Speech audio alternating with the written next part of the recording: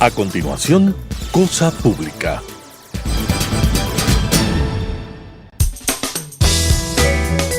Clasificación B, bajo supervisión de un adulto.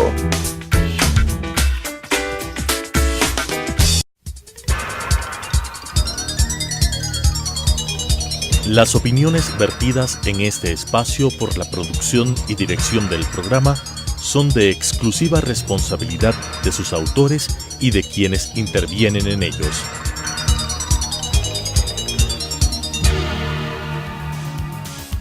Telesucesos Canal 29 UHF presenta Cosa Pública. Análisis de los temas políticos, económicos, de comercio exterior y empresariales de mayor actualidad.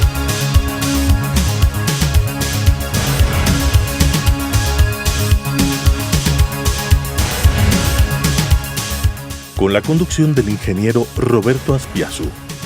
Cosa Pública.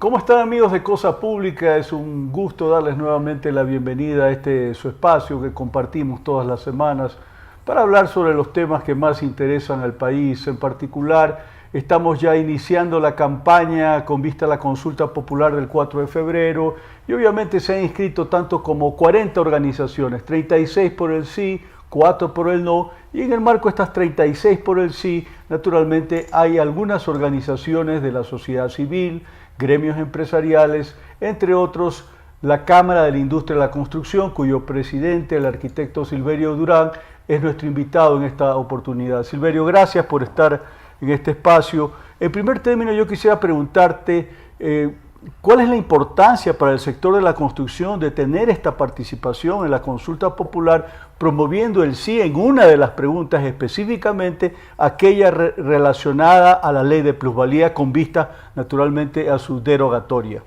Sí, Roberto, es tan importante esta iniciativa que habíamos tomado hace tiempo atrás, debido a todos los problemas, a todas las connotaciones que se produjeron al momento de expedir la famosa ley de plusvalía, que lo único que ha hecho a nuestro sector es daño. Justamente por eso habíamos tomado la decisión, ya ahora que el presidente Lenín Moreno nos dio la apertura para poder hacer esta campaña y estar inmersos en una campaña directa para que toda la población conozca los efectos reales de esta ley de plusvalía. Silverio, ¿cuál ha sido el impacto de la ley de plusvalía? Hablemos de la reforma última que promovió el correísmo en la industria de la construcción, porque de lo que he revisado cifras, ustedes vienen cayendo de una manera importante año a año desde 2015, ¿no? Sí, tenemos, y esos son datos del Banco Central, no son datos nuestros, para que la gente entienda, son 9 trimestres consecutivos de una caída. Estamos con un crecimiento negativo en el último trimestre del año anterior del 8.5. En relación al trimestre anterior. Justamente en relación al trimestre anterior del 2016. Siempre se hace ese comparativo para que sea más real, digamos. Pero es una medida interanual de una forma u otra, ¿no? Justamente, pero eso te da la idea de cómo sigue afectado el sector. O sea, el hecho es que también la gente entienda que no es solamente al constructor al que le ha afectado, es al obrero, a la persona que está directamente dando su aporte para la construcción, y no solamente al directo obrero de la construcción, sino a todo el entorno que son las industrias, el comercio, etcétera. Pero también hay que hablar del que hace la inversión inmobiliaria, es decir, el ciudadano común y corriente. Él también está perjudicado porque finalmente la compra de un bien inmobiliario está relacionado muchas veces no solamente a la necesidad de disponer de una vivienda, sino también como un medio de ahorro familiar. Claro, el tema es que este impacto no ha sido únicamente, o lo podríamos calificar no solamente de un impacto real, directo, sino también un impacto psicológico, porque al inversionista, como tú bien lo dices, al inversionista le ha ahuyentado la idea de tener en riesgo mayor su inversión, porque la construcción es una actividad que tiene su riesgo. El inversionista corre ese riesgo con la finalidad de tener una mayor rentabilidad. Pero si eso no se produce, el inversionista que decide invertir en otros sectores. ¿Podrías explicar de una forma lo más fácil posible cómo la reforma a la ley de plusvalía ha afectado en términos de una mayor carga tributaria todo el desarrollo del sector, sobre todo estableciendo una comparación en relación a cómo estaba antes, ¿no? Para tener una referencia clara?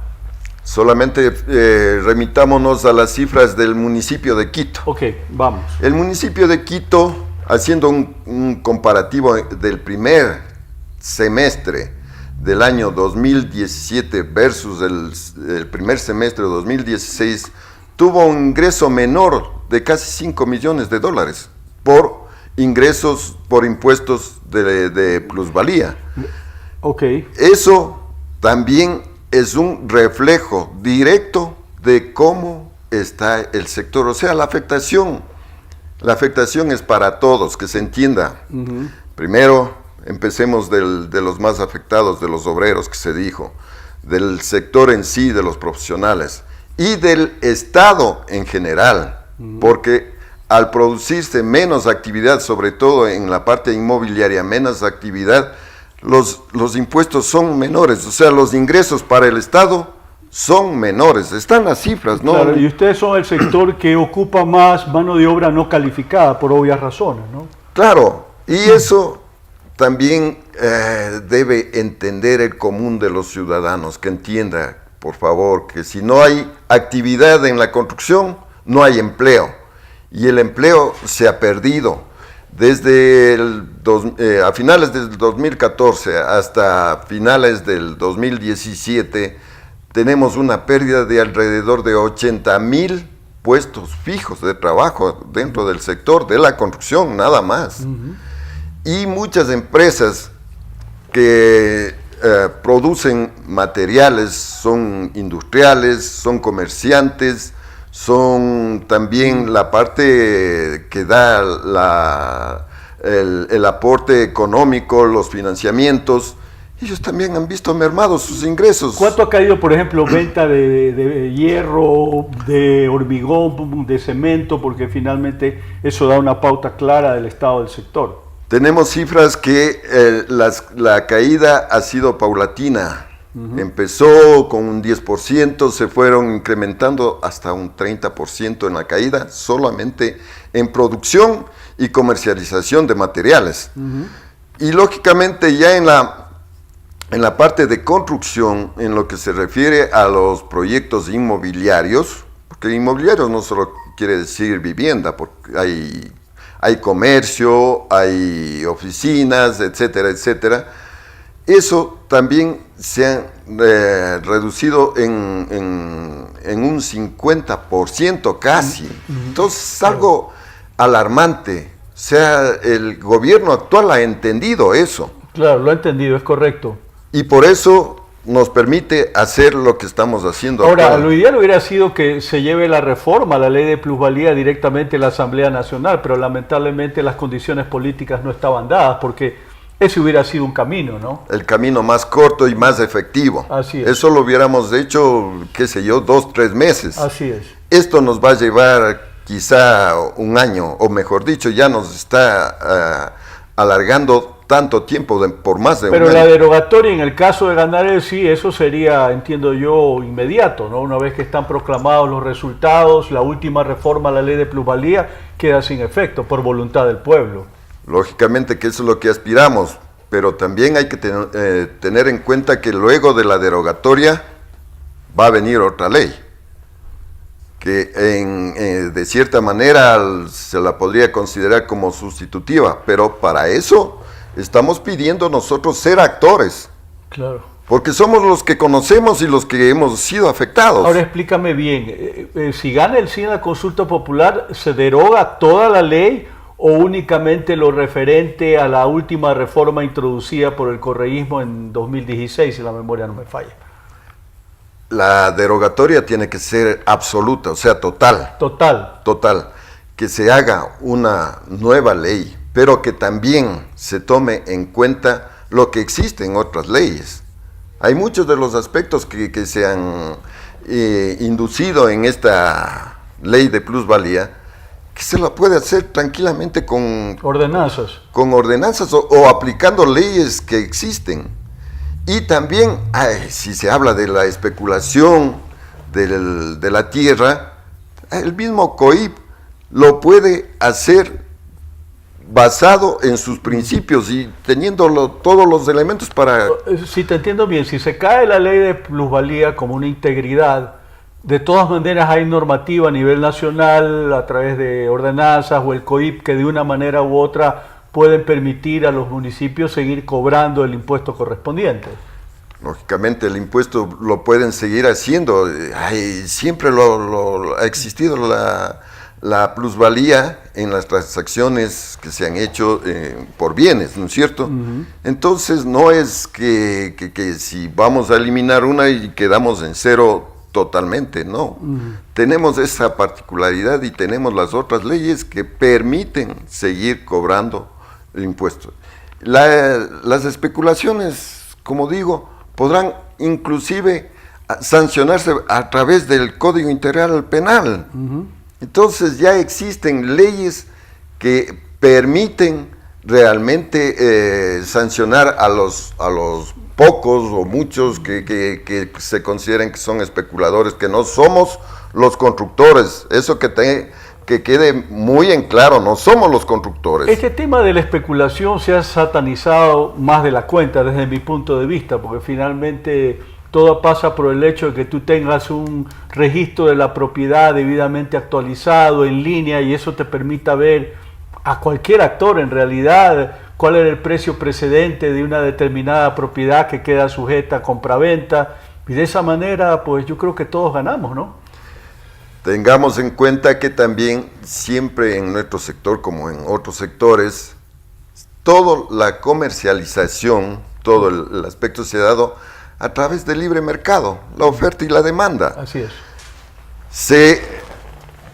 Se dijo, lógicamente nosotros estamos de acuerdo que no haya especulación, pero por casos puntuales, que se dijo que con el proyecto del edificio de la UNASUR en la mitad del mundo, con la ruta viva aquí en el aeropuerto de Quito, en la vía del aeropuerto y todo eso, hubo especulación. Bueno, pues controlemos a esos. Uh-huh. Serán 2, 3, pero no. Así es. No hagamos esto como una cuestión general. Y eso es algo que lo pueden ver directamente los municipios a través de sus regulaciones, ordenanzas, la especulación en bienes inmuebles y particularmente en terreno como consecuencia de la ejecución de obras públicas. Pero de hecho ya hay legislación en lo que tiene que ver con impuestos referidos justamente a la plusvalía, de una manera u otra, ¿no? Claro, lógicamente que siendo un poco malicioso, digamos, entre comillas, se podría decir, bueno, si es que hay esa especulación, el municipio en este caso podrá cobrar mayor cantidad por la plusvalía. Si antes, por ley, se cobraba el 10%, el municipio del Distrito Metropolitano de Quito lo bajó inclusive para darle más agilidad y hacerle más atractivo al tema de los movimientos transaccionales, sobre todo en la parte inmobiliaria.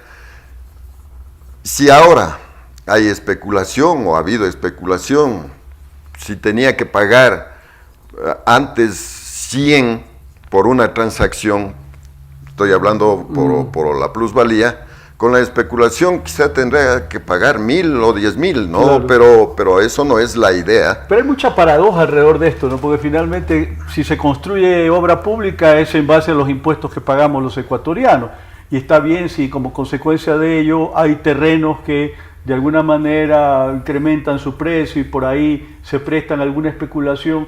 De una manera u otra hay manera de controlar y gravar eventuales transacciones de compraventa según corresponda, ¿no? Claro, pero también tengamos en cuenta que si hay inversiones del sector público en obras que pueden ser vías, que pueden ser agua potable, alcantarillado, todo lo que sea infraestructura, digamos, también pagas por eso. Si tú eres propietario de un terreno, pagas por eso, ¿no es cierto? Y lógicamente que si ya tú como propietario de un terreno, viendo que tienes todos los servicios que has pagado, que tienes todo en orden, quieres venderlo en un precio diferente, pues ahí sí tendrá que primero entrar la ley de libre mercado. Segundo, también el municipio puede tener, y no solo el municipio, el Estado en general, a ver, señor, este terreno le costó en un inicio $1 el metro cuadrado. Con las obras de infraestructura ya subió el costo porque él tuvo que pagar y sigue pagando impuestos sobre las obras de infraestructura que ha hecho el municipio, el gobierno, el Estado en general. Entonces el señor ya puede, por ese efecto, debería cobrar $5 el metro, ¿no? Pero el señor dice, no, $5, yo salgo con eso solo por costos, yo puedo cobrar 8 o 10 dólares, está bien, puede cobrar eso. Pero si el señor quiere cobrar $100, primero, el mercado mismo le va a decir, está loco usted. Claro, así es. Y segundo, a ver, el Código Integral Penal, él le puede decir, vea, señor, usted es un especulador, aquí le vamos a sancionar por eso. Así es que usted mejor evítese. Silverio, ¿cómo se están organizando ustedes como Camicón para efectos de hacer campaña por el sí, particularmente en la pregunta sobre ley de plusvalía? Sin perjuicio naturalmente de que el sí en esa pregunta está vinculado al sí en las otras preguntas también. Es parte de una visión estratégica de cómo el proceso se va a dar. Pero digo, finalmente, ¿cómo ustedes se están organizando a nivel nacional para tratar de que tantos constructores que hay en el país de alguna manera pongan su granito de arena con miras a lograr convencer al electorado para efectos de votar el sí? Lógicamente, al tener un presupuesto bajísimo que nos corresponde por una sola pregunta, 7,000 y pico de dólares, ¿no? Sí, digamos que sean 8,000 para una campaña a nivel nacional es realmente un exiguo, sí. Y además de eso podrías incrementar, de acuerdo a las condiciones que nos ha presentado el CNE, 8,000 más de aportes privados. Aportes privados. Pero con 16,000 dólares. No, hacer una campaña imposible. Versus los otros que tienen más de 200,000 dólares, o quizá muchísimos más. Los 4 del no tienen casi medio millón de dólares cada uno, ¿no? Sí, pero depende. Que van a poder hacer campaña de televisión que no van a poder hacer los otros actores que tienen presupuesto más reducido, como el caso de ustedes. Entonces la idea es agruparnos todo el sector de la construcción a nivel nacional. No somos muchas las instituciones que hemos sido calificadas, eso también es lamentable, ¿no? Pero igual con los que estamos vamos a hacer una campaña unida, una campaña integral que nos permita, con los pocos recursos, llegar a la mayoría de gente. O sea, a explicarle a la gente el por qué, porque mucha gente no conoce realmente cuál es el efecto. O en qué consiste mismo la ley de plusvalía.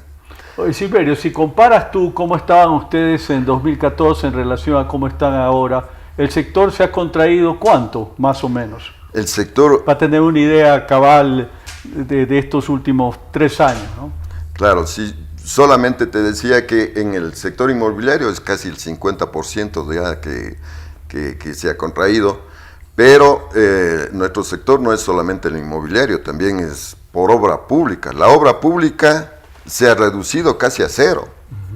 Entonces, todos esos parámetros han ido aportando, digamos, aportando pero negativamente, para que el sector siga decayendo. El inversionista mismo que estábamos hablando, él dijo, no, pues ya no es un atractivo. El mismo ciudadano que se unió, que se casó, que formaron un hogar, en resumen, dije, bueno, ¿para qué voy a comprar una vivienda si de aquí a pocos años tengo o requiero una vivienda mayor, pero tendría que vender esta vivienda y tengo que pagar tantos impuestos? para poder comprarme otra, a lo mejor no me alcanza y no voy a poder hacer eso. Prefiero seguir arrendando, que me cuesta menos, claro, y sin ninguna de estas condiciones que tanto daño están haciendo al mismo ciudadano. Silverio, en paralelo a este tema de la consulta popular, tenemos también este caso de la destitución, digamos, por el hecho de que ha estado preso 90 días y ya no puede continuar en esa situación, el ahora ex vicepresidente Jorge Glass. El tema relacionado a la mega obra de infraestructura que se hizo durante el correísmo, carreteras, centrales hidroeléctricas, refinería del Pacífico, etcétera, etcétera. Pero claro, todo esto está como marcado por el hecho de que hubo mucho sobreprecio y de que no hubo transparencia en los procesos de contratación pública. Desde el punto de vista de la Cámara, ¿qué deja esta experiencia? ¿Cuáles son sus reflexiones fundamentales respecto a los correctivos que hay que introducir hacia el futuro, justamente para tratar de que el dinero público sea manejado con la debida austeridad y sobre todo con la idea de que cualquier inversión que se haga sea efectivamente rentable desde el punto de vista social y también económico? Hay algunos parámetros. Lógicamente que nosotros no estamos de acuerdo totalmente con esta ley de reactivación económica en la que se pide que todo contratista con el Estado que tenga una obra, en este caso en nuestro sector, tenga que exponer su contabilidad, su manejo públicamente. Eso no es lo correcto. Está bien, y justamente para centrarnos en tu pregunta, está bien que el servicio de rentas internas te exija el manejo de tus cuentas, porque estás utilizando dineros de todos, que es del Estado, que es dinero de todos, y que sea exclusivamente manejado para esa obra para la cual fuiste contratado. Ya no podrás tener dineros que no tengan justificativo de egreso. ¿Y qué es lo que ha habido? Esos dineros que no tienen justificativo de egresos son por... Pero, ¿qué es lo que pretende el SRI ahora? ¿Intervenir la contabilidad de las empresas y obligarlas a que la documentación pertinente esté al alcance público? Claro, están pidiendo que no solamente sea el SRI, que sea el Banco Central, que sea el Ministerio de Economía y que sea Raimundo y todo el mundo que tenga acceso a tus cuentas. Y eso es peligroso, sobre todo para las empresas que manejan contratos con el Estado de mayor envergadura, digamos 10 millones, 100 millones, qué sé yo, porque eso también puede dar una pauta al mismo delincuente para que diga, bueno, este señor tiene dinero, y no es que el señor tiene dinero, está contratando con el Estado. Pero hablamos, el tema de fondo en este momento está orientado hacia la transparencia en la contratación pública. Decía, al tenor de la experiencia que hemos acumulado en estos 10 años de correísmo, que ha sido muy negativa, desde el punto de vista, es obvio, de la corrupción, ¿qué piensas tú sobre los correctivos que hay que ir introduciendo justamente con miras a una mayor transparencia, que es un bien social y político para el país? Por eso es lo que yo ponía en evidencia esto, ¿no? O sea, que se debe, sí se debe controlar, pues, o sea, ya paremos un poco la discrecionalidad, porque antes la discrecionalidad, sobre todo en el último gobierno, que hubo mayor inversión pública, no digamos que solamente en este gobierno que pasó, fue que existió corrupción. Ha existido de muchos años, correcto, ¿no? Eso es cierto. Pero tenemos que estar todos encaminados a bajar o a abolirla totalmente, esta lacra que es para todos la corrupción, porque con todo el ahorro de esas benditas o malditas coimas, como se las quiera llamar, con eso se pudo haber hecho mejores o más obras. Es correcto, así es. Yéndonos a esta última pregunta, vemos cuántas cuántas obras han tenido problemas de no haber sido terminadas, otras mal hechas, otras que simplemente se iniciaron y quedaron en inicios, digamos, de cimentación. ¿Y por qué? Justamente por los malos manejos, las malas directrices que se comenzaron. Pero había también el problema relacionado a la contratación a dedo, ¿no es cierto? Que muchas veces estaba vinculado al hecho del financiamiento internacional a mega obras de infraestructura. De una manera u otra ha sido un camino también para abrirle espacio a la corrupción y a la falta de transparencia. Vayamos poniendo en contexto que no solo mega obras, porque obras de menor envergadura, sí, también han sufrido estos efectos. Tú conocerás, como lo conocemos nosotros, obras, por decir, la construcción de un hospital. Un ejemplo, la construcción de hospital la contrató una empresa extranjera. Los hospitales del IES, por ejemplo. Trayendo financiamiento. Esta empresa extranjera, que generalmente son estatales, extranjeras de otros países, subcontratan con otra empresa nacional. Y esta empresa nacional subcontrata con otra persona, con un profesional. Entonces, nosotros les hemos dicho, al mismo señor presidente, hemos dicho en la asamblea, cuidemos eso, cuidemos los dineros. Si esto se puede dividir en tres partes, ¿por qué no en una sola? Si hay un país que quiere financiar, pues que lo financie. ¿Y quiénes somos los que lo podemos hacer? Somos nosotros, los ecuatorianos. Las empresas ecuatorianas con tecnología ecuatoriana, con profesionales ecuatorianos, con obreros nacionales y empleando materiales nacionales. Correcto. Eso puede darle un valor, en vez de producir ganancia para la empresa, ganancia para el segundo y ganancia para el tercero. Muy claro. El tercero lo puede hacer tranquilamente. Silverio, muy claro, estamos sobre el tiempo. Nuevamente mi agradecimiento por estar en este espacio, Cosa Pública. Deseamos la mayor suerte en lo que tiene que ver con el empeño de ustedes para sacar adelante el sí, específicamente en la pregunta de la ley de plusvalía. Asumo que muchísimos ecuatorianos van a estar apoyando esta posición. En lo que a mí respecta, pues sencillamente despedir este espacio, como siempre agradeciéndoles por su amable sintonía. Nos vemos la próxima semana. Gracias, Roberto.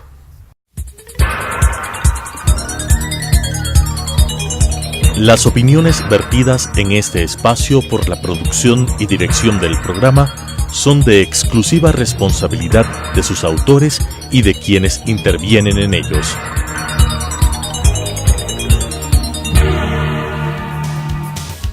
Telesucesos Canal 29 UHF presentó Cosa Pública, análisis de los temas políticos, económicos, de comercio exterior y empresariales de mayor actualidad.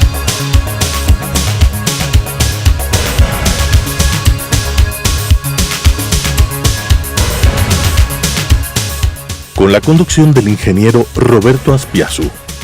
Cosa Pública,